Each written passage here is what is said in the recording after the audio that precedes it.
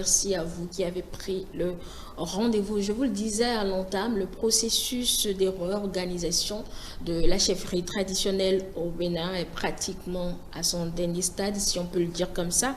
Cette ambition de Patrice Talon qui date plus ou moins de mai 2022, on est aujourd'hui à l'instauration d'un cadre juridique qui, bien évidemment, organise cette autorité dévolue aux garants de la tradition. Le Conseil des ministres de ce 4 septembre 2024 a marqué son accord pour la transmission à l'Assemblée nationale du projet de loi. Le texte va définir la mission, bien évidemment, de la chefferie traditionnelle, consigne également certaines règles dévolues à ce pouvoir et fixe les principes en ce qui concerne les rapports de la chefferie traditionnelle avec l'État, les citoyens et les autorités de la chefferie traditionnelle. Entre elles, un bon prétexte pour nous, mesdames et messieurs, pour revenir quelque peu sur ce que la chefferie traditionnelle a été dans notre pays, ce qu'elle est devenue, pour qu'on en arrive à sa restructuration et enfin ce qu'elle pourrait être après l'adoption de ce texte de loi. Pour cet exercice, nous avons fait appel au professeur Léon Banibio Bigou, enseignant-chercheur à la retraite. Bonjour professeur. Bonjour madame, merci de m'avoir invité pour vraiment échanger sur cette question fondamentale parce que ça concerne l'ensemble du peuple béninois. Absolument, et c'est nous qui vous remercions d'avoir accepté notre invitation. Comme je le disais à l'entame toujours, nous allons faire, je vais dire, l'histoire quelque peu de la chefferie traditionnelle au Bénin, donc revenir sur l'historique. Mais déjà d'entrée, quel contenu vous me donnez à chefferie traditionnelle? Le contenu que je donne à la chefferie traditionnelle, c'est que le peuple africain, d'une façon générale, et l'être humain, d'une façon générale, ne vit jamais seul. Toujours en communauté. Et la communauté peut avoir un certain nombre d'individus qui la composent. Et c'est ainsi que vous verrez, même si c'est une ferme, il y a toujours un chef. Donc, quelqu'un qui décide. Vous comprenez pas? Donc, l'être humain est un être social qui vit en société nécessairement à sa structure. Et dans sa structure, il y a une organisation interne selon la taille du groupe auquel on appartient. Et pourquoi traditionnel? Pourquoi on ajoute traditionnel? Voilà, j'en arrive à cela. Et tradérer, c'est transmettre.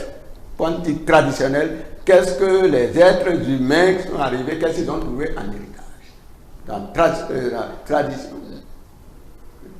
Quand les gens emploient le terme de tradition, pensent que c'est quelque chose de dépassé, quelque chose un point du tout. Quand on parle de tradition, c'est ce qui a été transmis de génération en génération. C'est qu'aujourd'hui, la vie que nous menons aujourd'hui, qu'on le veuille ou pas, pour les générations à venir, ça va être considéré comme le passé. Mais il n'y a jamais l'avenir, le présent, l'avenir, sans le passé. C'est un lien. Je dis bien, c'est un lien. Donc, traditionnel, c'est qu'est-ce qu'on avait en tant qu'Africain.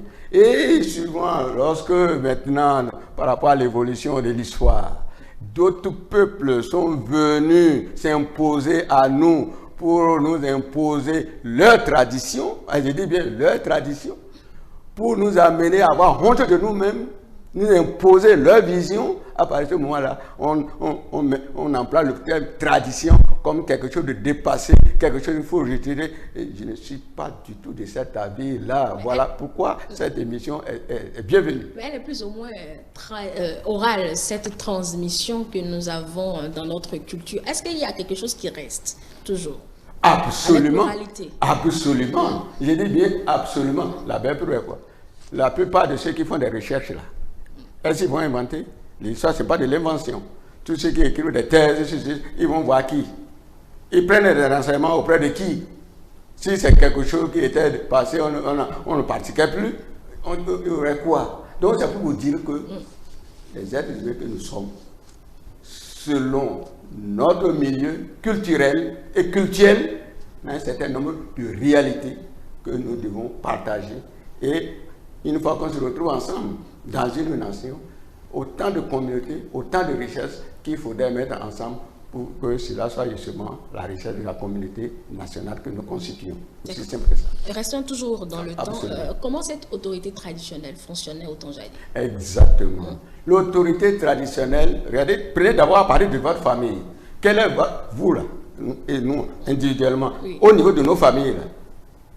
Est-ce que le regard que nous portons à notre père, à notre mère, si on a des grands-parents, le regard que nous portons sur les grands-parents, sur les grands-parents, si on le connaît, est-ce que c'est le même regard que nous avons par rapport à nos frères, à nos enfants, ainsi de suite? Donc c'est pour dire quoi?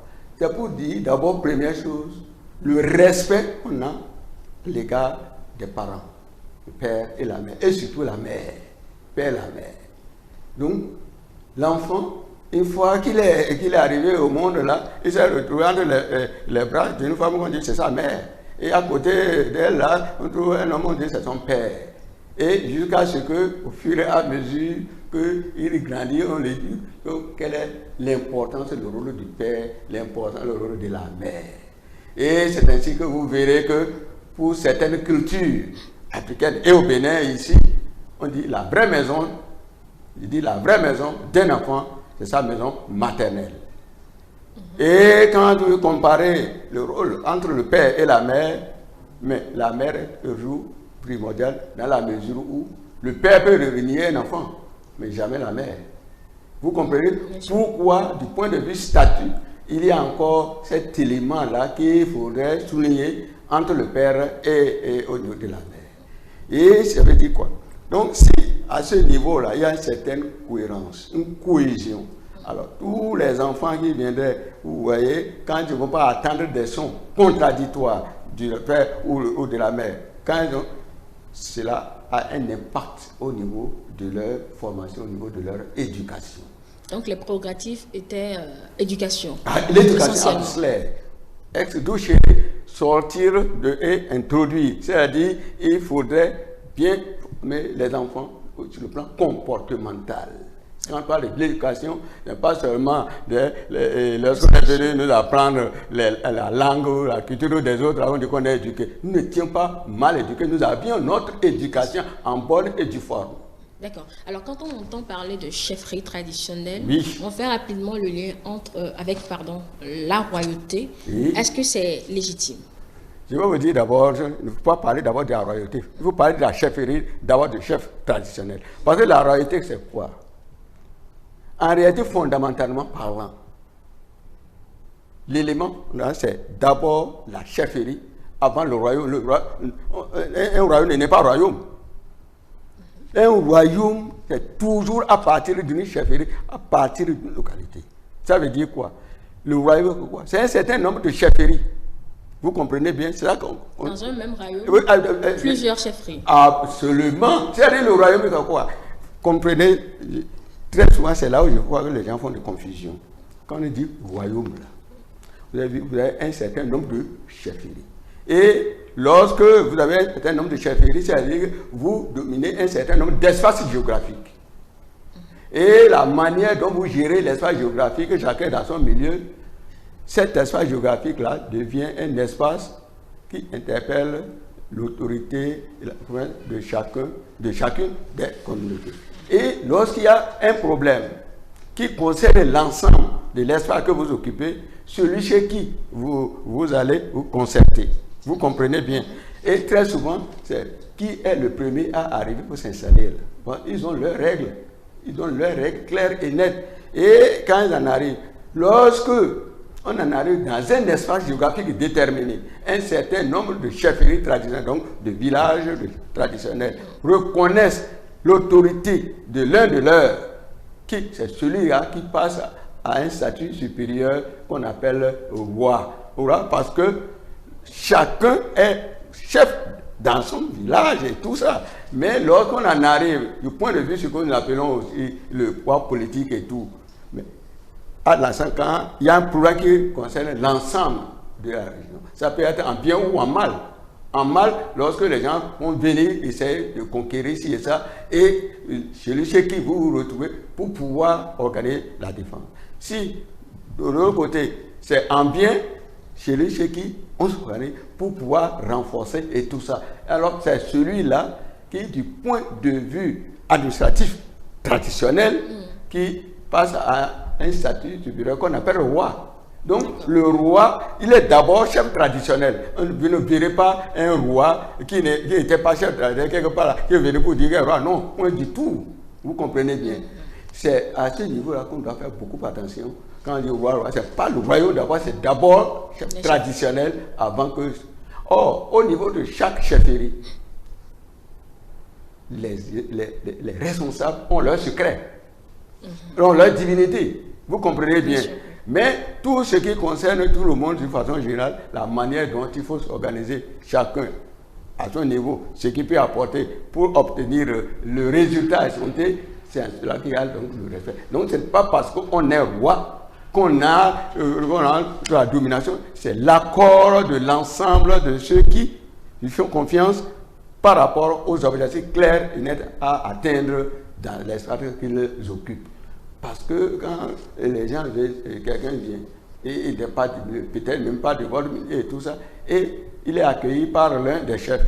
Et la manière dont il a été accueilli, il s'est installé là. Voilà comment, comment on appelle les chefferies naissent et les royaumes naissent du moment où un obtient la confiance d'un certain nombre. Voilà pourquoi on peut parler des petits royaumes ou des grands royaumes. Et quand maintenant au niveau des royaumes, le même phénomène va à un niveau supérieur, c'est à ce moment-là qu'on va en arriver à la notion d'empereur, impérare, celui qui est au-dessus des temps. Donc un ensemble de royaumes, ça donne qu'on reconnaît là, d'une manière ou d'une autre, lui devient l'empereur, comme plus bas l'ensemble des chefs traditionnels qui se retrouvent pour former le royaume. Mais tel que c'est organisé, il ne peut que subvenir ou subsister quelques conflits, puisque même si c'est à l'unanimité que c'est fait, il y aura peut-être des poches de résistance pour remettre en cause peut-être la légitimité de la désignation de ce roi-là. Ah, mais écoutez, l'homme, c'est la nature de l'homme, ça. D'une manière ou d'une autre, vous verrez, il y a deux manières d'exister.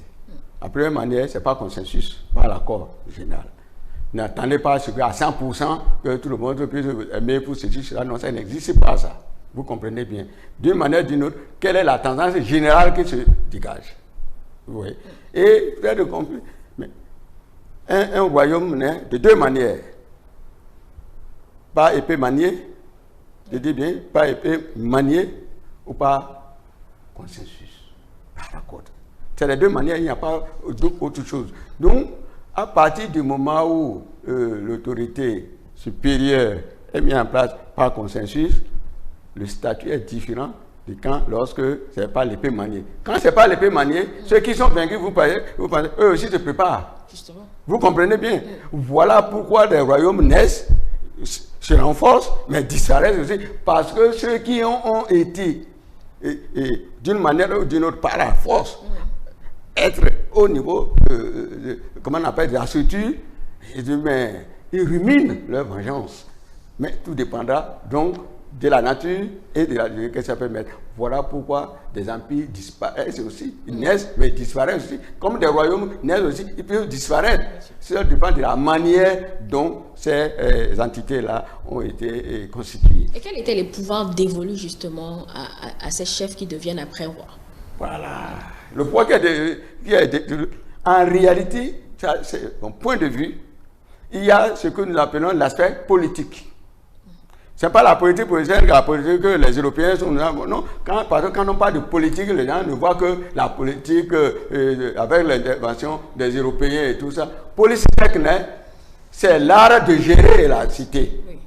Vous comprenez bien. Donc tout peuple, à partir même de votre maison, là, déjà la manière vous gérez votre famille, votre foyer, c'est là. Vous avez vu comment voir tout ce qu'il y a comme problème entre le père, la mère ou les enfants et tout ça. Ça, c'est un éternel. C'est différent des problèmes qu'il peut y avoir avec d'autres familles et tout ça, vous comprenez bien. Donc, c'est pour dire qu'il ne faudrait pas qu'on fasse cette confusion-là. Dès qu'on parle de politique, que c'est uniquement la politique politicienne et avec la pénétration coloniale. Point du tout. L'homme, c'est d'abord homo politicus. L'homme, c'est d'abord un être qui doit avoir l'art de pouvoir gérer le groupe qu'il a, l'art de pouvoir gérer l'ensemble, mais l'ensemble auquel il appartient. Vous comprenez bien. Donc voilà pourquoi, à ce niveau-là, il faudrait qu'on ait des idées très claires par rapport au concept que nous utilisons. Et quelle est la structuration? Si avec peut-être la royauté, les chefferies traditionnelles existent toujours, parce que vous avez dit que ça partait de la chefferie traditionnelle pour en arriver à ce niveau-là. Quelle est la structuration? Qui fait quoi? La structuration est très simple. Et quand vous voyez par exemple, quand on dit un roi, vous ne savez pas l'individu, vous avez vu, il a sa cour. Oui, il a sa cour. Il a sa cour. Il a tout ce que nous appelons conseil, tout ça. Un roi, s'il est tout seul, n'est pas roi. Il a lorsque on doit gérer, vous ne verrez pas un roi tout seul là et se mettre à traiter des affaires. Dès qu'on apporte une affaire à son niveau, appelez-moi tel, appelez-moi tel, appelez-moi tel. Et ce qu'on appelle là, vous verrez que au niveau de, comment on appelle, de leur chefferie, et puis c'est des chefs à un niveau donné, puisque c'est l'ensemble qui constitue. Donc, appelez-moi tel, appelez-moi tel, appelez-moi tel. Pour qu'ensemble, là, qu'ils traitent du dossier. Alors, si on n'avait pas, j'ai dit bien sûr, on n'avait pas des prisons, en réalité, c'était la manière dont on traite les affaires. On n'a pas besoin peut-être de prendre quelqu'un, d'aller le foutre en prison pour dire qu'on est en train de régler le problème. La manière dont les Africains réglaient leurs problèmes fait qu'on n'avait pas besoin donc d'enfermer quelqu'un. Il le fait devant tout le monde, chacun intervient. Et il reconnaît, comment on appelle, ce qu'on lui reproche, les défauts et tout ça, et il s'excuse devant tout le monde. Et ceux qui ont mené pour eux se plaindre, est-ce qu'ils sont satisfaits et tout. Et c'est là, il y a les trucs symboliques qu'on appelle la cola. Si réellement vous êtes pardonné, on prend une cola. On la en deux, on remet aux deux parties qui ne s'entendaient pas là. S'ils prennent la couleur là, c'est terminé. Alors, et ne parlons pas, je ne veux pas de confusion avec le problème d'esclavage. Il y avait le problème de la traite. L'esclavage existait aussi avant que les colons n'arrivent. L'esclavage existait. Ça fait que, du point de vue social, au niveau de la plupart de nos pays aujourd'hui, des problèmes de conflits entre peuples et tout ça, ça remonte à l'ancien temps où, au cours des guerres, et bien entendu, en dehors de ce qu'ils perdent leur vie, ce qu'on ramène, n'est-ce pas, comme esclaves et tout ça, pour servir à la cour, pour servir ici, pour servir ça. Donc, il y a tous ces phénomènes-là. Il faut les analyser cas par cas et dans leur contexte. Sinon, on va faire beaucoup de confusion pour nous amener, n'est-ce pas, à abandonner même l'essentiel de ce qui constitue notre culture. Et cette structuration dont vous venez de parler, oui, est propre à tous les royaumes ou bien c'est dans la région que vous connaissez le mieux? Bien sûr. Non, quand il dit tous les rois, est-ce que toutes les chefferies, si vous préférez. non, tous les royaumes, toutes les chefferies, est-ce que vous connaissez une seule structure ou une seule chefferie où il n'y a pas de problème? Non, c'est de la manière dont on gère ces problèmes-là qu'on dit c'est stable ou c'est pas stable. Il y a toujours des problèmes. Il y a toujours des problèmes. Parce que l'homme lui-même, en réalité, en tant qu'individu, et c'est peut-être là que tout le monde ne comprend pas. Puisque le Créateur n'a pas créé deux individus identiques, même les vrais jumeaux sont différents. Alors, à partir du moment où vous êtes unique en votre genre, différent de votre père, différent de votre mère, donc vous avez vos qualités, vous avez vos défauts. Mais alors, pour pouvoir bien vivre, qu'est-ce qu'il faut faire? Comment découvrir les différentes qualités que les uns et les autres ont pour les mettre ensemble au service de l'ensemble que vous constituez. Et c'est à ce niveau-là, c'est ce que l'être humain n'arrive pas à faire, qu'on en arrive à parler des guerres, etc. Entre nous, là, je dis bien entre nous, même depuis le temps ancien, s'il y avait ces problèmes de guerre entre les chefferies, entre les royaumes, c'est pour pouvoir dire, bon, ils ont les autres là, sous leur domination, ça fait plaisir, si cela leur fait faire ce qu'ils veulent et tout. Mais en réalité, est-ce que, en toute sincérité, est-ce que vous avez jamais vu un individu ou une entité comme chefferie vous dit, vraiment, on est vraiment satisfait de ci et ça? Et dans le même temps, avec les religions qu'on a on parle donc sur le plan religieux, pas de l'amour, de faire ceci, cela. Regardez aujourd'hui, d'hier à aujourd'hui, dans quoi les êtres humains mettent beaucoup plus d'efforts. Vous verrez que c'est dans tout ce qui va contribuer à détruire l'être humain. Et pourtant, les églises, les mosquées, disons, les centres religieux de tout partout, vous voyez tout ce qu'il y a comme centre de religion, les églises, les mosquées, les temples, tous les types de religion. Et là, on parle de l'amour de ceci, de l'amour de... Mais concrètement parlant, en termes d'objectifs, on a atteint quoi? Est-ce que vous connaissez aujourd'hui un seul point du monde là où les gens, les populations se disent satisfaites? C'est des problèmes de fond qui nous interpellent. Regardez, tout ce qu'on leur fait aujourd'hui pour détruire l'homme, c'est ça qui est premier. Et dans le même temps, est-ce que vous connaissez un seul continent ou un seul pays où il n'y a pas des églises? En parlant justement de problèmes de fond, oui. Aujourd'hui on en est à l'instauration d'un cadre juridique. Exactement. Monsieur Biobigou, oui. Ça veut dire que il y a un problème de fond. Absolument, absolument. Et vous êtes, on vous connaît plus proche un peu de, je ne sais pas si je vais dire d'un royaume, en tout cas plus des bâtonneux et autres, je ne sais pas la pratique là-bas. Oui, bien sûr, oui. Là où je vais en venir, oui, allez-y, oui. Concrètement, pour vous, si vous devez faire un état des lieux, oui. Qu'est-ce qui nous a amené à cette restructuration de notre chefferie traditionnelle? Ce n'est pas restructuration. Ah, d'accord, excusez l'expression. Je vais vous dire. Vous savez, pour que les gens comprennent bien, dans notre pays, lorsque, si vous vous rappelez, on a connu la révolution dans notre pays. Et quand la révolution est arrivée, c'est par rapport à une idéologie d'ailleurs. Et comment on a traité? On a diabolisé les chefferies traditionnelles, vrai ou faux? Non, entre nous. Depuis le temps de la révolution, depuis le temps de Kérékou. Moi, j'ai vécu ça. Moi, j'ai encore des archives. Pour dire que on a diabolisé complètement les trucs de chefferie traditionnelle. On confond tout. On ne voit pas l'importance de ceci ou de cela. Moi, j'ai encore des éléments. Donc, mes premières idées de proposition d'une loi sur la chefferie traditionnelle, j'ai encore.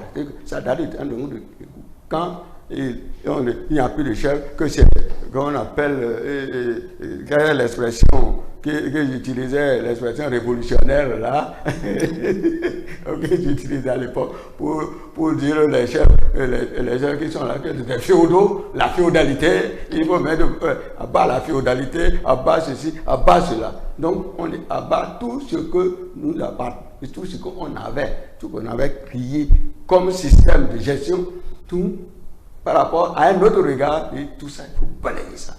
Et vous avez vu tout ce que les chefs traditionnels qui sont encore souvent, qui ont vécu ça là, ils sont mieux placés pour savoir ce qu'ils ont subi. Bon, mais évidemment, la révolution, c'est la révolution qui est partie et les chefs sont encore là. C'est pour vous dire que l'affaire de chefferie traditionnelle, ce n'est pas quelque chose de diabolique, qu'on le dit. Il y a du bien et il y a aussi leurs insuffisances, ça c'est clair et c'est net. Mais la seule différence, c'est que ce qu'on avait, c'est notre création, c'est ce que notre génie créateur en tant que peuple africain, en tant que béninois, c'est ce qu'on avait. C'est pas ce que d'autres ont apporté. Il y avait du bien, il y avait aussi du mal. Et l'effort, c'était de faire en sorte que, justement, qu'il y ait beaucoup plus de bien que de mal. Vous comprenez bien. Et c'est pour cela, et ça je le dis encore, moi je ne parle jamais sans avoir des preuves. Et la lutte a mené. Jusqu'à vouloir supprimer, vous avez parlé tout à l'heure, vous avez touché un peu culturel, bientôt nous aurons la fête de la Ghani. Mais dans ce pays, on en est arrivé jusqu'à vouloir supprimer la Ghani parce que c'est l'affaire de la féodalité, c'est cela. Tu sais comment on a fait quoi. Mais tout ce qui voulait toucher ça, mais ils sont partis. Mais la Ghani est restée. C'est cela aussi la force d'un peuple aussi par rapport à ça. Nous, vous comprenez bien, cette émission est une très bonne chose parce qu'il faudrait qu'on se dise à quel niveau surtout nos insuffisances et à quel niveau surtout nos forces pour que justement nous puissions être nous-mêmes. Et c'est en cela, par rapport à la loi, il faut réglementer. Puisque maintenant, chaque peuple a ses réalités, mais l'ensemble, ce n'est pas parce que vous avez des réalités nécessairement, vos réalités pourraient imposer à l'autre, non. Voir l'ensemble des réalités, c'est ce qui constitue les richesses que l'on peut appeler richesses nationales. Mais la manière dont on se regarde au niveau des différentes structures, ce n'est pas toujours de nature à renforcer cet idéal-là, à savoir ce que vous avez en plus que moi. Il faudrait que justement on puisse le partager ainsi de suite. Aucun peuple ne peut tout avoir à son niveau tout seul. Point du tout. Quand vous êtes ensemble, voyez ce qui manque chez vous, que les autres voient réciproquement, et ensemble, ce que vous avez, ce que non, si vous mettez ça ensemble, vous devenez très fort. Et pour ça, il faudrait que tous les éléments du système que chaque peuple a eu à hériter de son passé, que ça soit mis ensemble pour ce que nous appelons aussi l'unité nationale, la force nationale. Mais quand on serait là justement comme on le dit, penser que sans lui, sans cela, sans moi, on ne peut, au point du tout, tout le monde est utile. Il suffit d'écoute. Justement, j'ai eu le temps de vous écouter. Vous semblez dire que ce n'est que de droit. Exactement. Donc, ce n'est ni une restauration, ni une résurrection. Exactement. Mais vous n'avez rien à reprocher aux pratiques qui ont, je ne sais pas si ça a quelque peu piétiné l'existence de la chose ou bien des travers qui ont coûté, je vais dire, la manière de prendre au sérieux cette chefferie traditionnelle. Voilà. Je veux dire. Parce qu'on entend parler, les rois sont de partout maintenant. Non, je voulais en arriver là. Ça fait pas terrible, etc. Je voulais en arriver là. C'est bien dommage que vous voyez aujourd'hui, il n'y a plus d'autres titres dans notre pays que le titre de roi. N'importe qui se lève les rois. Il n'y a même pas le titre de chef. Parce que peut-être il y a un défaut dans la succession. C'est là que je viens d'en arriver là. Et au niveau de la succession, je dis bien au niveau de la succession, au niveau de chaque chefferie, au niveau de chaque royaume, ils ont les règles claires et nettes. C'est parce que justement les gens, pour une raison, pour une autre, ne veulent pas respecter la règle, le principe. Pourtant l'autorité traditionnelle doit avoir une manière d'imposer les règles. Non, attends, si dans notre tradition, on ne respecte pas les règles établies, ça pose un problème. Je voudrais en arriver à ça. Lorsque, par exemple, au niveau d'une chefferie, ou bien, prenons une chefferie, c'est de père en fils. Lorsque, au niveau de la famille, au niveau d'une chefferie, on sait qui est à l'origine de ça. Parce qu'il remonte toujours à l'origine. Si, à l'origine, par rapport à ceux qui doivent être mis à la tête de la structure, que ça fonctionne, les divinités et tout ça, et que d'une manière ou d'une autre, c'est parce que quelqu'un a plus de moyens, il a plus de contacts et tout, qui voudrait venir s'insérer à ce qui ne le revient pas de droit, trouve qu'il n'a rien, il est pauvre dessus, cela. C'est de là que les déviances ont commencé. Il dit, c'est de là que les déviances ont commencé. Et c'est pour cela que hier, en tout cas par rapport, je ne sais pas si c'est partout comme ça, et dans ma langue à moi, on dit Konondim quoi Konongego. Je veux dire quoi? Le repas du palais ne tue pas la vérité du palais.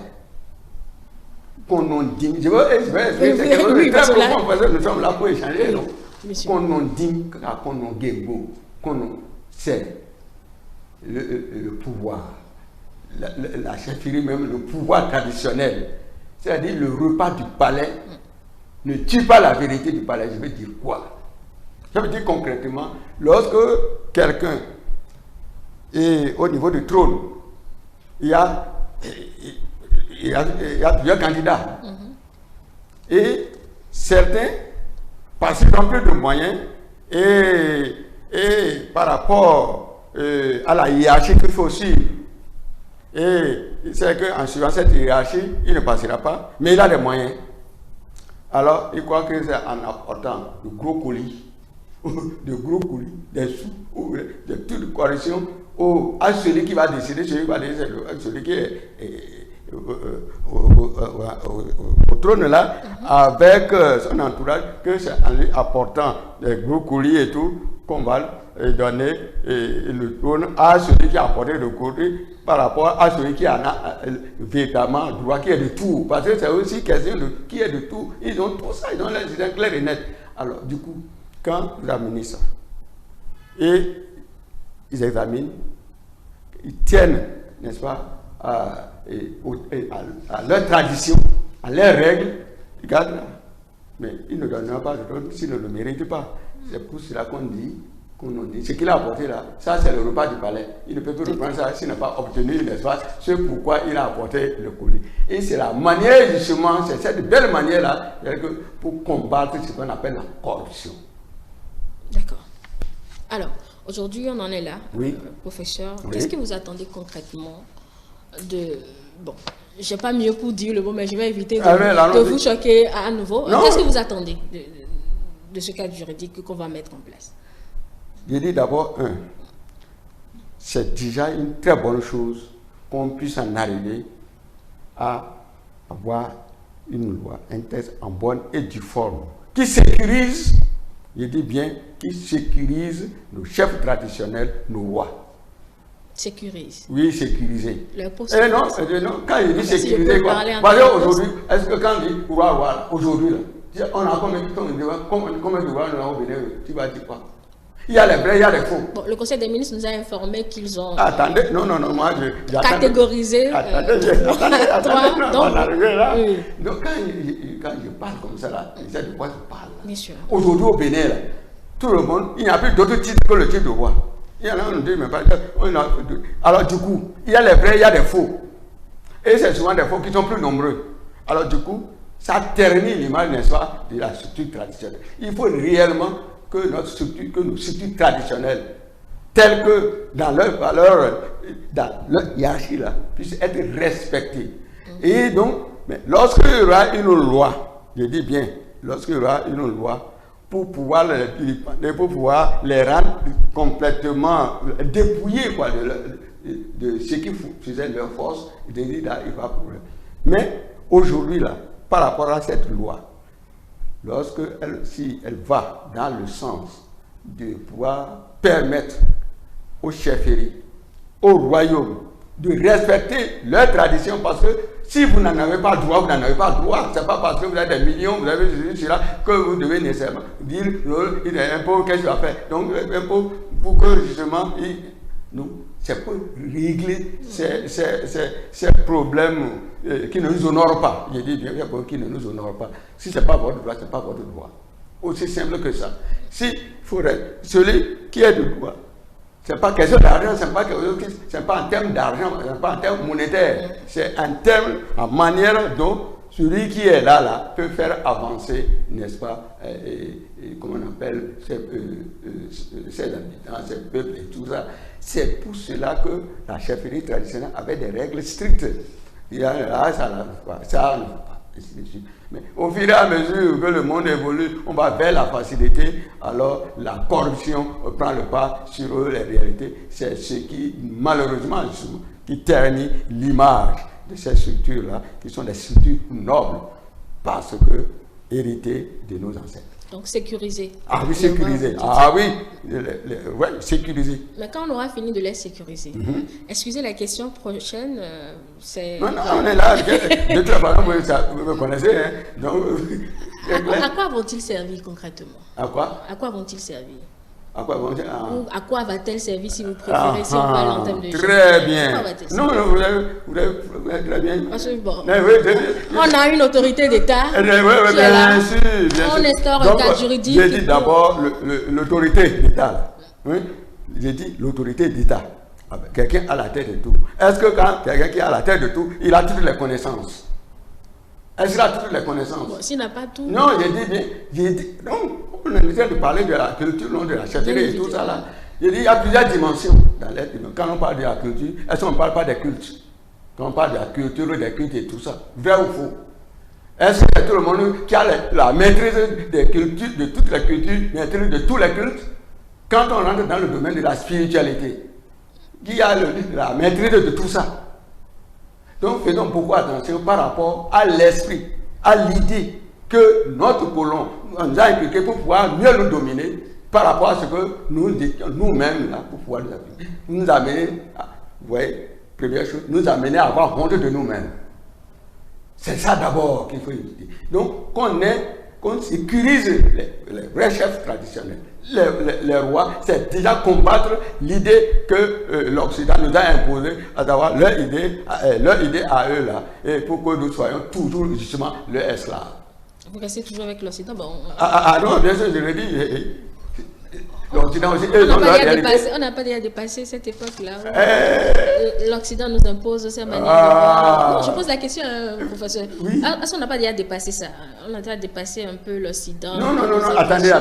Oui, si on veut parler des deux, disons, là où se trouvent nos insuffisances. Si c'est un autre sein, je le dirai. Si c'est de l'excellence, je le dirai aussi.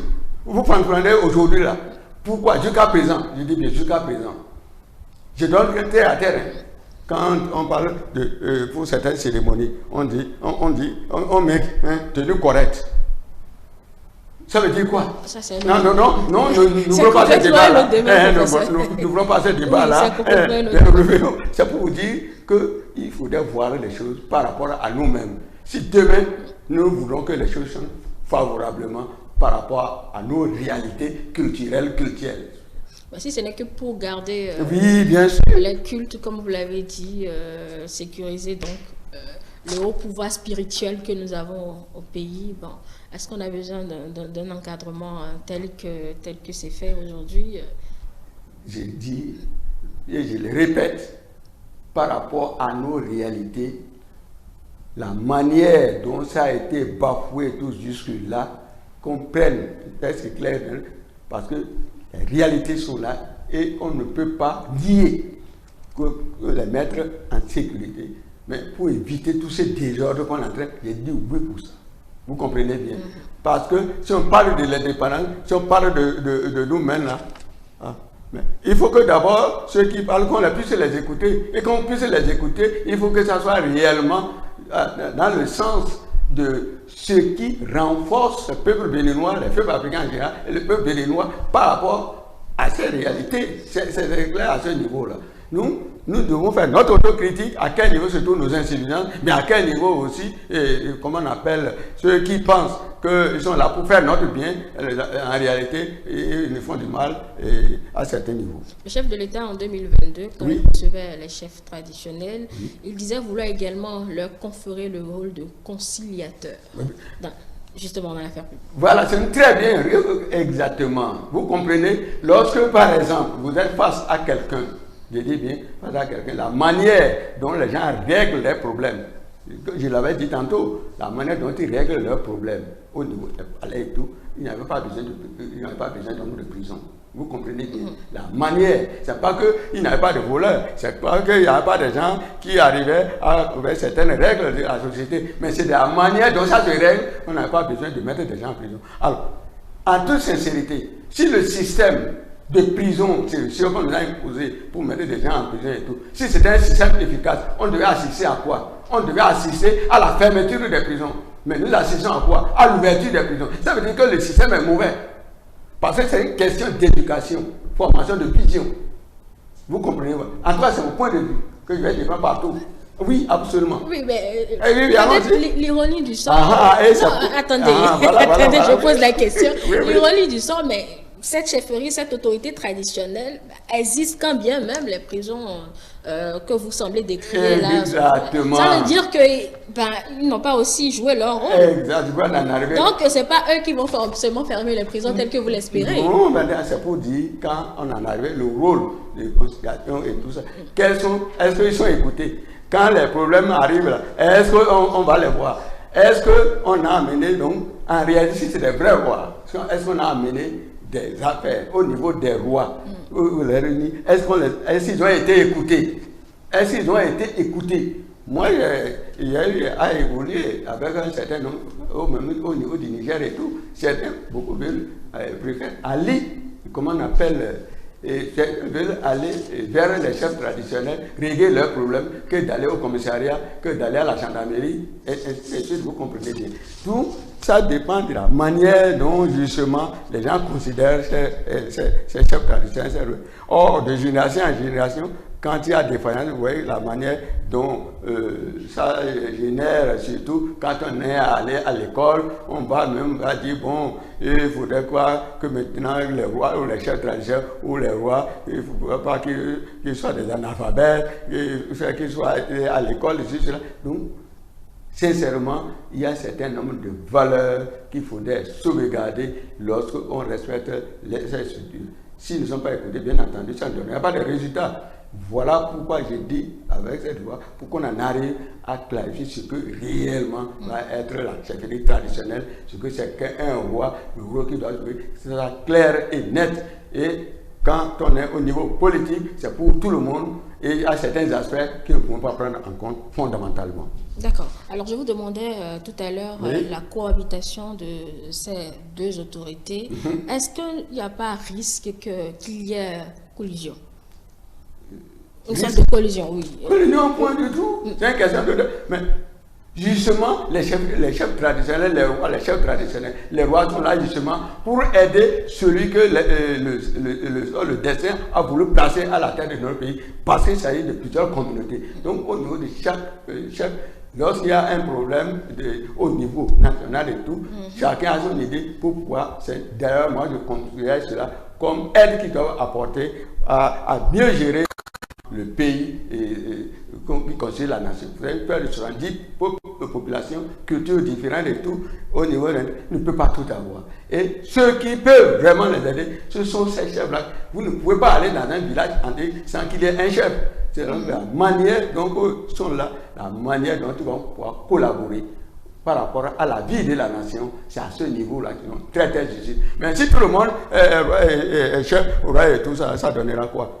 Voilà pourquoi, en toi, moi, c'est ma vision par rapport à ça. Il ne va pas corriger du tout. C'est une question d'écoute. Même le chef de l'État lui-même doit pouvoir connaître qu'il ne peut pas être, il est au niveau pour gérer, comment on appelle, la nation. Mais est-ce qu'il a toutes les connaissances à tous les niveaux? Nous, il a besoin donc des gens qui peuvent l'aider à régler là où lui, réellement, il n'a pas les moyens, il n'a pas les possibilités de le faire. C'est extrêmement important. Donc un rôle d'éclaireur, toujours. Seulement, quand il a, par exemple, s'il y a un problème et il a s'adressé à Gérard, il y a tel problème pour ceci, cela, ils vont pouvoir l'aider à les régler. La manière dont, est-ce qu'au niveau de leur royaume, il n'y a pas de problème? Est-ce qu'au niveau de leur chef, il n'y a pas de problème? La manière dont ils règlent leur pour rester toujours chef là, et surtout qu'ils sont à vie, et la manière dont ils gèrent leur royaume et tout, mais ce n'est pas quelqu'un qui leur dit, ça fait partie donc des éléments qui peuvent porter à l'attention pour l'aider à gérer le pays. Et pour quelle relation également avec les citoyens? Absolument, les citoyens. Quand on est citoyen, chaque citoyen appartient à une entité traditionnelle ou faux. Quelqu'un peut nier. Une fois que vous appartenez à une culture, au niveau de cette culture-là, il y a des responsables, il y a des trucs comme ça, il y a des philosophies, il y a des idées qu'on peut partager aux autres. J'ai dit, aucun peuple ne peut tout avoir à lui seul. Ce qui vous manque, c'est chez l'autre. Ces relations aussi entre les chefs traditionnels, entre les rois eux-mêmes, par rapport à la nature des problèmes qu'il faut régler. Et comme le chef de l'État, c'est un seul lui, au niveau de tout le monde, alors tout ce que les uns et les autres peuvent faire pour l'aider à mieux gérer le pays, en paix et tout, pour la prospérité et tout, sont utiles.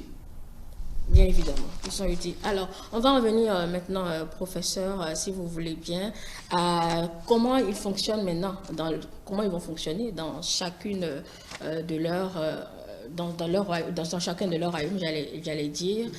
Ils vont rester, bien évidemment, dans leur royaume et intervenir à chaque fois que l'État fera appel à eux. C'est ce que je retiens de ce que vous dites. D'abord, chaque chef traditionnel, chaque vrai roi, je parle de vrai roi, de vrai chef, ils savent très bien, chaque année, tout ce qu'ils font comme rituel par rapport à la paix et tout ça. Il n'y en a pas. Si c'est une vraie chefferie, si c'est un vrai royaume, annuellement, ils savent ce qu'ils vont faire pour le bien de tout le monde.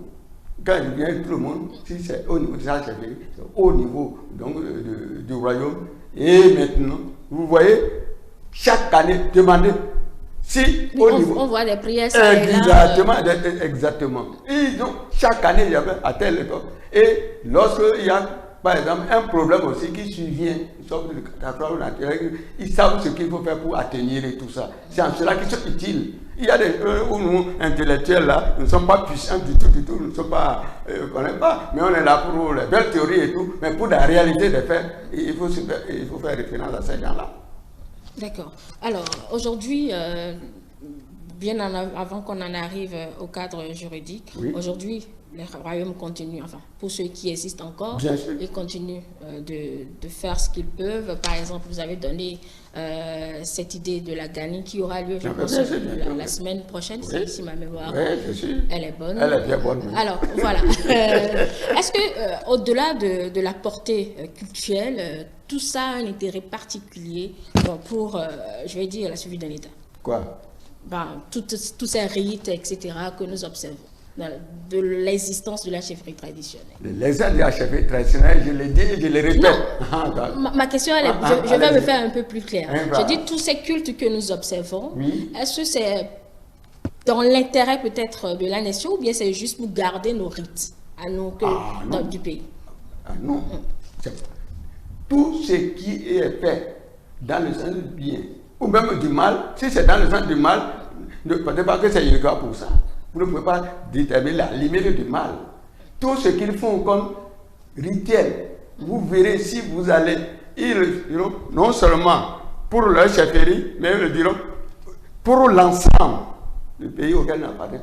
Parce que comme le dit quelque part, voilà le corps, si la douleur c'est au niveau du bras, il ne dira pas l'argent ne va concerner tout. Donc ils le font pour l'ensemble. Autrefois, pour eux, lorsque ça s'arrêtait au niveau de leur chefferie, ou seulement au niveau de... Maintenant, c'est l'ensemble. Si au niveau de l'ensemble, il y a quelque part un malheur et tout, il ne va pas qu'on dise qu'on est content. Voilà pourquoi, quand ils font leur prière, il faut bien écouter.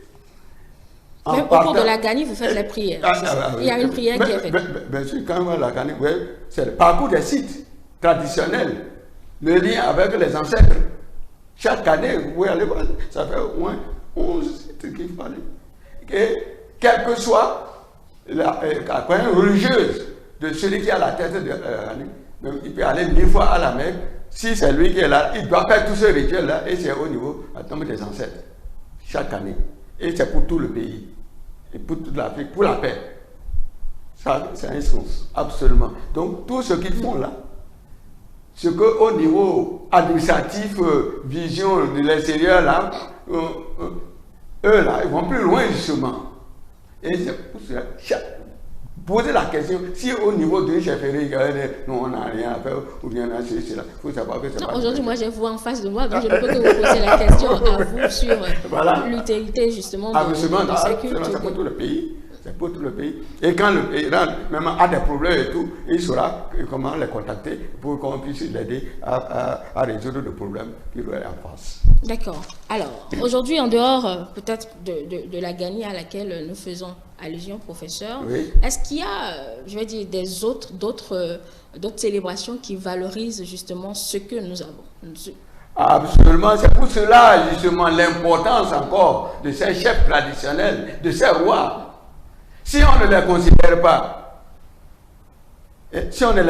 pas, comment ce qu'ils avaient comme connaissance traditionnelle qu'il faudrait faire, comment ils vont pouvoir les faire?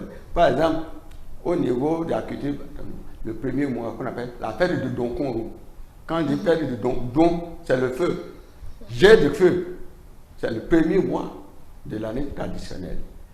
Et cela se précise encore, comme on dit, 1er janvier.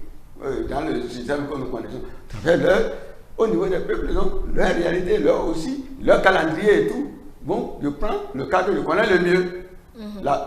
Le premier mois, on fait donc le jet de feu. C'est tout un rituel. Et ils vont le faire vers l'ouest. Et pour la tradition, tout ce qu'on ne veut plus voir, c'est à l'ouest qu'on rejette ça. Et lorsque vers l'est, c'est tout ce qu'on veut attirer, le lever du soleil, le lien avec le soleil. Là où il se lève et là où il se couche. Ici c'est éclairé, là-bas c'est éclairé. Donc vous allez vers l'ouest, c'est l'obscurité. Quand vous voulez attirer quelque chose de bonheur, de bien, c'est l'est.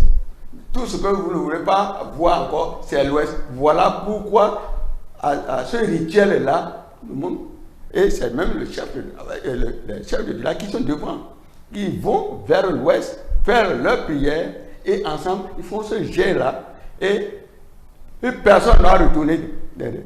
Et en allant, ils vont en silence. Parce que c'est tous les malheurs qui devaient arriver de la nouvelle année là, tout ce qui devait arriver comme malheur, qu'on veut rester là-bas. Et vous comprenez bien. Et en allant, on ne sait pas qu'on est content. C'est tout ce qui est ouvert. C'est douleur et tout ça qui vont aller rester. Et même les griots et tout ça, ils ont leurs instruments. Quand ils finissent de prier et tout ça, pour l'ensemble, quand ils jettent ensemble, ils se retournent et puis personne ne doit plus regarder derrière. On dit, ça fait partie des rituels, ça. Nous, ce que vous avez jeté, si vous retournez encore, c'est comme si vous ne cherchez plus à savoir ce que ça devient. Et en retournant maintenant, et vous entendez, bon, la joie, on va accueillir maintenant tout ce qu'on souhaite, eh bien. Et on ne rentre pas comme ça, il y a déjà les calebasses d'eau. On nettoie pour dire, voilà, tout ce qui avait été comme malheur au cours de l'année passée, on a fini avec, et c'est le bonheur d'accueillir. Voilà, et chaque peuple a des rituels du genre, c'est extrêmement important. Je dis c'est extrêmement important. Et quand vous n'êtes pas de ce milieu-là, vous ne pouvez pas comprendre la profondeur de ça. Et en le faisant, ce n'est pas seulement pour eux-mêmes, c'est pour tout le pays. Parce que si le pays ne se porte pas bien, eux-mêmes ne seront pas dans quel pour faire, s'ils ne diront pas non, c'est innovant pour nous, point du tout. Quand il y a la sécheresse, il y a tout le rituel aussi que les gens font. Demandez à nos différentes populations pendant la saison, et puis quand la sécheresse prend, vous voyez tout ce que les gens font comme rituel pour. Ça existe, c'est des réalités. Et il n'y a personne d'autre qui pourrait le faire à notre place. C'est pas justement les chefs. Absolument. Et tout cela a une organisation. Exactement, une organisation. Celui qui définit le quand et le comment qu'il fait. Ça revient justement à l'autorité traditionnelle. Exactement, exactement. C'est pour cela qu'il dit ça va être complémentaire. Il y a au niveau politique, l'action et tout ça, c'est une réalité. Mais ils ont besoin d'être aidés. Et parce qu'il ne peut pas maîtriser tous les aspects, ce n'est pas possible. Je dis bien, ce n'est pas possible. Pourquoi la plupart des gens, dès qu'il y a quelque chose, ils courent vers les anciens? Pourquoi? S'ils n'obtenaient pas satisfaction, pourquoi ils vont courir? Ils courent vers les anciens, là, vers les chefs, vers les vieux, et tout ça. Pourquoi? C'est une réalité qu'il faut regarder en face et voir comment aller au mieux pour que justement pour l'ensemble du pays. Mais si tout le monde fait ce qu'il veut, sous prétexte ici et ça, là, mais on va piétiner pendant longtemps. Aujourd'hui, le cadre juridique va définir des éléments je vais dire, de punition, si je peux le dire comme ça, de toute personne qui ne respecterait pas cette loi qui est fixée. Est-ce qu'on va en venir à punir peut-être des responsables, des garants de la tradition pour des travers, professeur? Vous dites, quand il y a une loi, c'est clair, c'est net, et tout le monde, c'est clair, une loi, si elle est votée en bonne et due forme, elle est faite pour être respectée. Vous comprenez bien? Et c'est en cela, parce qu'au niveau du Bénin, on a une certaine faiblesse, une certaine insuffisance. Au Bénin, si c'est des lois, on vote beaucoup de lois, de beaux textes. Mais là où nous sommes vraiment faibles, au niveau du Bénin, je le dis haut et fort là, c'est au niveau de la vulgarisation. Et c'est au niveau des tribunaux, ouais, c'est au niveau des tribunaux, on a condamné à ceci, on a condamné à cela. Or, en principe, je dis bien en principe, une loi qui a été votée, promulguée, quand elle n'est pas vulgarisée, on ne peut pas opposer ça aux citoyens. C'est en cela que... Non, j'en parle parce que je suis un ancien député aussi. Quand j'ai constaté cette faiblesse-là, j'ai initié. J'ai dit bien, j'ai initié, c'est là dans les archives. Le député sur le chemin du village. C'est moi qui ai initié ça à l'Assemblée. On a dit, il ne faudrait pas, à notre pays, les incidents, parmi les incidents qu'on a, nous votons beaucoup de lois. De lois est très importante. Des gens viennent d'autres pays pour s'inspirer de nos réalités ici, en termes de qualité des textes. Mais au niveau de l'application, on est vraiment très très faible. Et pourquoi? Tout simplement parce qu'on ne vulgarise pas. Et c'est là, je dis, député, il faudrait que que nous prenons en tant que représentants du peuple là, que nous prenons l'engagement non seulement de éviter au vote et tout ça, mais impliquons-nous à la vulgarisation. On a fait au moins 3 éditions, j'ai les archives là, que j'ai justement le député sur le chemin du village. Et cela consiste en quoi? On prend un département, on parcourt toutes les communes du département et tous les arrondissements viennent là pour que nous puissions leur expliquer et ces lois-là, les traduire dans les différentes langues. Quand on va dans un département, la langue qui est majoritaire là, en combat, on traduit ces lois. Pour que justement, on n'arrive pas à continuer à condamner les gens pour des fautes. Ils ne connaissent pas, ils ne connaissent pas. Et on en est arrivé. Les archives sont là quand vous en aurez besoin, je vous dirai déjà le nombre de communes qu'on a eu à faire, et ainsi de suite. Nous, et par rapport à si maintenant, on a avec cette loi, et que les rois sont là, et les chefs traditionnels ça sont ça les concerne directement. Et maintenant, à leur niveau, ouais, le chef qui a sous lui un certain nombre de villages et tout, vous comprenez la manière dont le langage, le message pourra passer facilement par rapport aux textes qui seront pris au niveau de l'Assemblée nationale. Et s'ils s'auto-éduquaient, excusez-moi de ils s'auto-éduquaient directement, avant peut-être de connaître tout ce qu'il y aura comme amende, etc., quand on va violer, est-ce qu'ils s'auto-éduquaient en amont? Ça éviterait peut-être justement les travers qu'on cherche à éviter en adoptant ce cadre juridique. C'est pour cela que je dis, une fois que le texte est pris, l'ensemble du pays, il ne faudrait pas, nul n'est censé ignorer la loi, comme on le dit. Donc on prend toutes les dispositions pour que ça soit vulgarisé, posé dans les langues, pour que les gens ne puissent lui dire, oui, parce que moi je ne suis pas ici, parce que moi je suis pas ça là, comme fait. Non. Dans toutes les langues. Voilà pourquoi vous mettez l'accent sur la promotion de l'alphabétisation. Toutes les langues nationales. Il y a la langue, c'est une bonne chose, l'anglais c'est une très bonne chose, mais la base même, c'est notre langue nationale.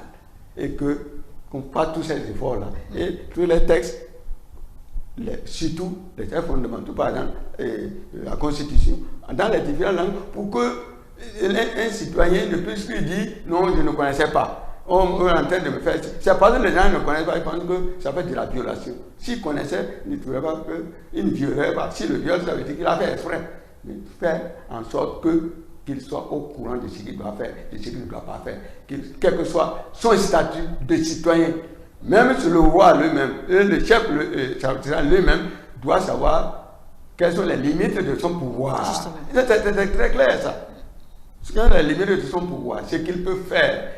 Pour que l'objectif, c'est la paix, la cohésion pour le développement. On peut parler, tous les jours parler de développement. Quel développement vous voulez avoir si d'abord, du point de vue relationnel, il y a des problèmes de suivi de ça?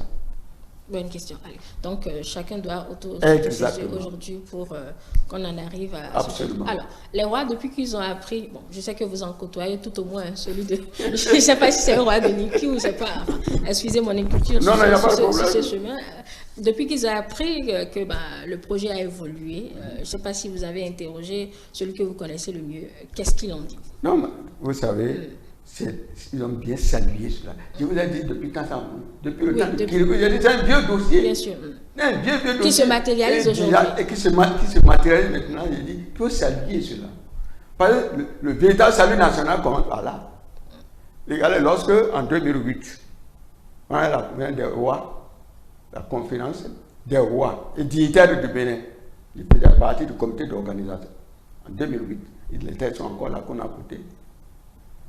Il y avait plus de 500 et quelques.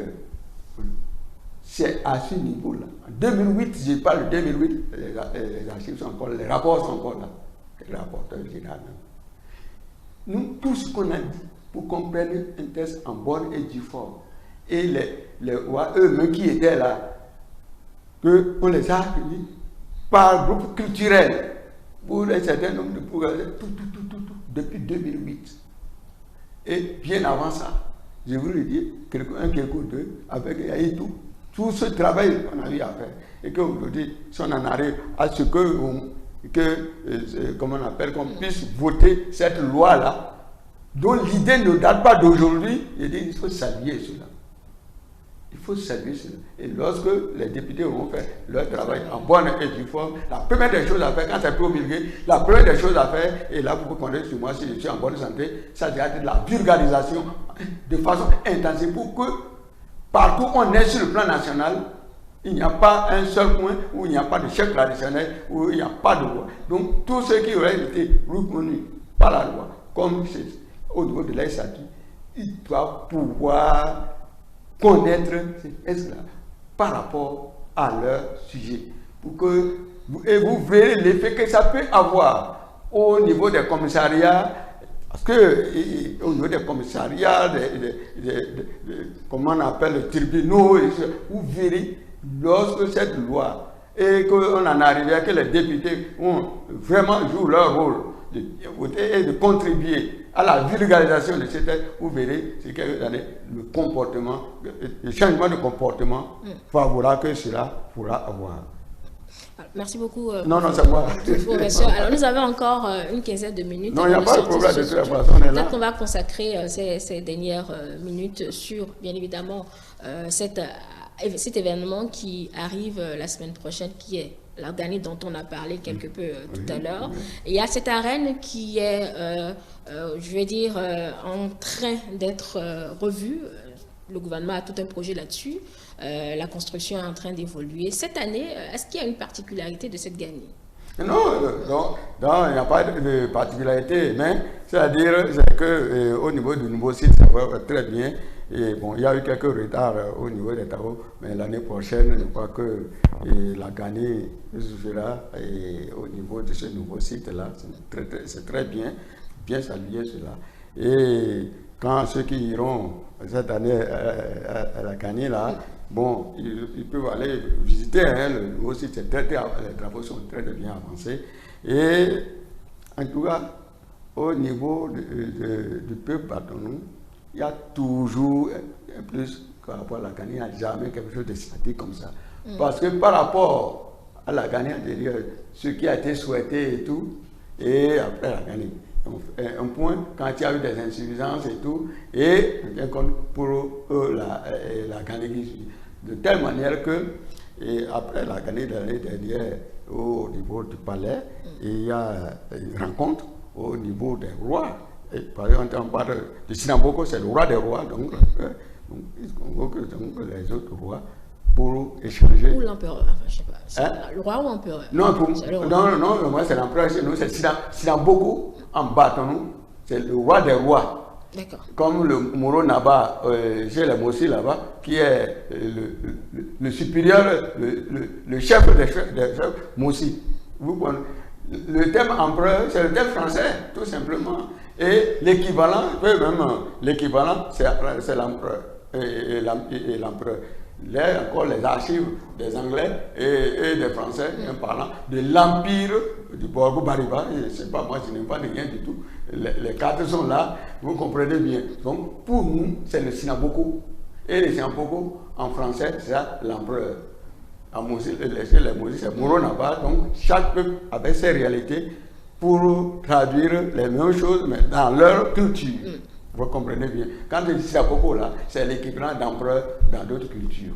Donc, il n'y a pas de particularité. Non, en tout cas, bien sûr, particularité, bon, ce qui est clair, c'est qu'il y a beaucoup de monde là. Bon, comme chaque année. Comme chaque année, il n'y a pas c'est plus un élément touristique aujourd'hui pour peut-être les étrangers.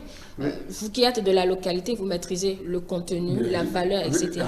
Mais pour les étrangers qui viennent voir le spectacle des cavaliers et tout, c'est plus un élément touristique. En tout cas, il y a beaucoup de travaux qui ont quand même qui ont été réalisés par rapport aux peintures, pour traduire certaines réalités pour les gens qui viendraient. En tout cas, par rapport à la Ghanie passée, cette année, ceux qui vont voir quand même, il y a un plus, quoi. Il y a toujours quelque chose qui a bougé là, une violence. Donc, on va voir aux réalités, parce que c'est le même circuit, c'est les trucs qu'on va déplacer, c'est les ancêtres qui sont là, toujours les vénérer et tout. Mais même de là-bas, là, pour l'instant, on ne déplaçait jamais les sites, vous comprenez bien. Absolument. Donc, ça va bien se passer. Alors, la reine aujourd'hui de la Ganie, vous avez dit que d'ici l'année prochaine, vous allez pouvoir intégrer cela. Avec la grâce de Dieu, bien sûr. C'est marrant quand même. Ah oui, c'est bien marché, c'est très bien. Et vous verrez bien, quand sera le monde qui ira. En tout cas, on est là pour voir. C'est le monde qui vous impressionne ou bien ce qui est à l'intérieur finalement? Parce que je me demande si c'est pas un peu trop grand pour... non, point du tout, trop grand. Je dirais peut-être, mon Dieu, trop grand, point du tout. Moi, je n'emploie jamais le mot trop grand.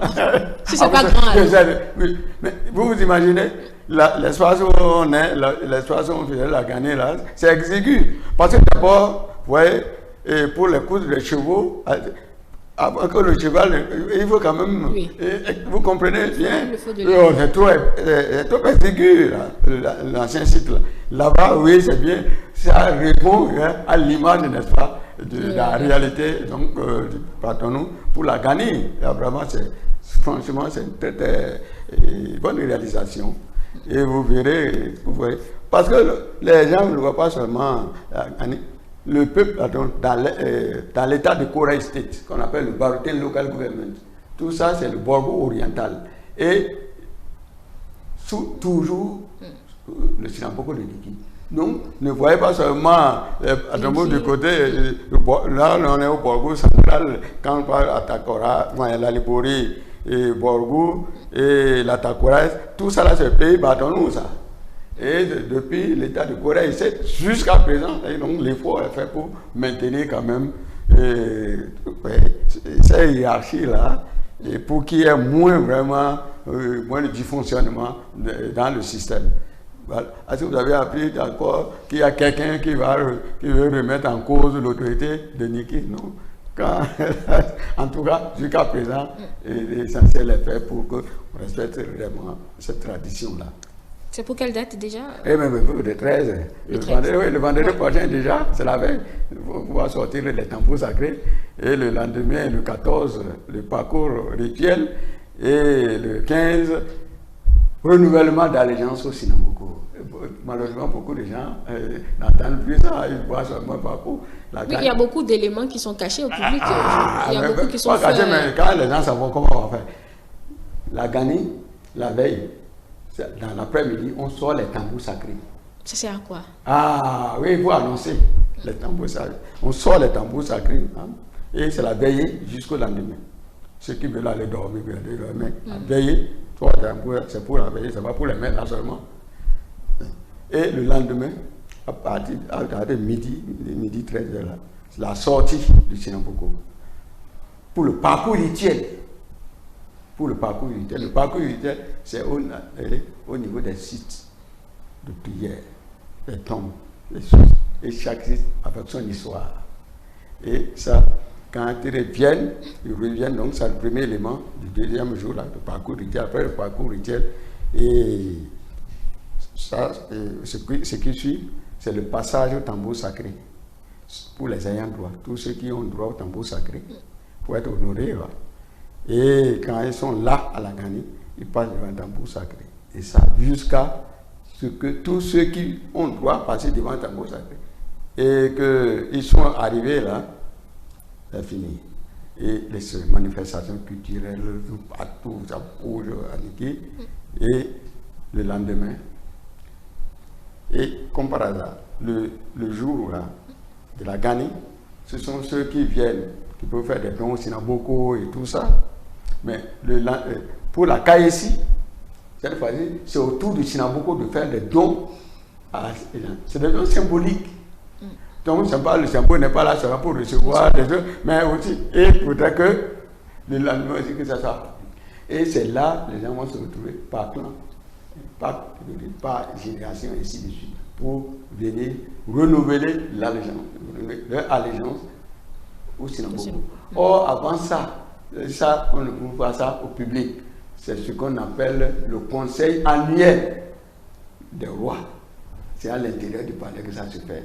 Donc le conseil annuel, c'est pour dire, pour l'année passée, quels sont les problèmes qu'il y a eu.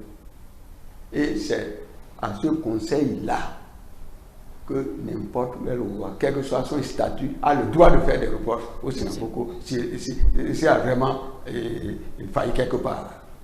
Et une fois qu'ils ont fini de faire ça, ils disent, malgré tout ce que nous venons de dire, et ça c'est devant tout le monde, l'allégeance là, les gens s'installent encore par clan et tout, et ils font leur allégeance, renouvellement d'allégeance au Sinamboko. Et vous verrez la manière dont ils font l'allégeance, ça retrace l'histoire, certains éléments de l'histoire de Niki. Et une fois que c'est terminé, ça, vers l'après-midi, bon, les gens peuvent retourner. Et ce qui est encore important, c'est une semaine après, cette fois-ci, c'est la gagnée de la Nyonkori. Oui. Vous voyez, et là, quand les gens viennent nous parler, faire des cours de gens, je dis, nous, en tout cas pour la culture Batano, là, nous on va faire. Vous êtes des féministes depuis, donc c'est pas aujourd'hui que chez vous le féminisme a vu. Merci beaucoup, professeur Léon Bani-Biadoudou. Avec vous, nous avons parlé de ce cadre juridique concernant la chefferie traditionnelle. De nos échanges, je retiens que cette inspiration du gouvernement est la bienvenue, puisque ça permet de situer les responsabilités de cette autorité traditionnelle qui est très importante justement parce que déjà elle permet d'organiser notre tradition qui, même si elle est orale, permet quelque peu de garder quelque chose afin de pouvoir le transmettre à la génération suivante. Sur la question de risque de collision ou de la cohabitation de ces deux autorités, vous avez dit que le cadre juridique bien évidemment précisera chacun dans son registre et que les chefs traditionnels connaissent leur rôle. Ils sont d'ailleurs des garants de notre tradition et au-delà de ça, les gardiens donc de tout ce que nous avons comme culte dans nos couvents, etc.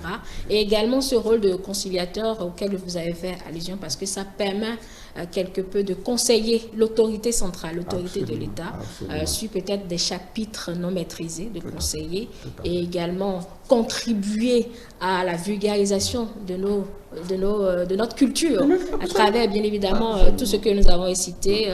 Vous avez parlé de la Gani sur laquelle on est revenu et également l'autre rite cultuel dont j'ai oublié. Voilà. Donc le jeu de feu. Voilà, le jeu de feu. La purification. Donc tout est bien qui permet donc bien évidemment cette vulgarisation de la culture béninoise dans laquelle le gouvernement actuel bien évidemment s'est positionné. Merci professeur. Non, c'est moi qui vous remercie. Mesdames et messieurs, ainsi prend fin l'entretien de ce dimanche que nous vous remercions d'avoir suivi. Juste derrière nous, ce sera bien évidemment l'actu en 7, pardon. Je reviendrai avec Ruth Loco pour les détails de cette première séquence. À tout de suite.